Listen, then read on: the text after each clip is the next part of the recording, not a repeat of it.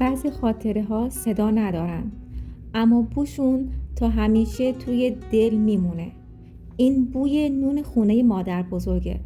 نونهایی که فقط از آرد و آب نبودن، از عشق بودن، از با هم بودن. اون روزا همه دور هم جمع شدیم، بی دلخوری، بی قهر. دلها ساده بود، مثل خمیر نونی که با دستهای مادر بزرگ جون میگرفت.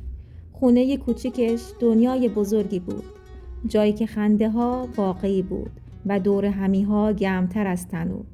امروز شاید فقط یه ویدیو باشه، ولی توی هر تیکش یه دنیا دلتنگیه.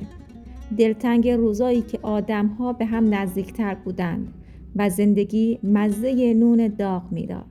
این ویدیو یادگاریه برای روزهایی که ساده بودن و برای دلهایی که هنوز اون سادگی رو یادشونه. اگر این کلیپ تو رو هم به گذشته بود، خوشحال میشم نظرت رو برام بنویسی.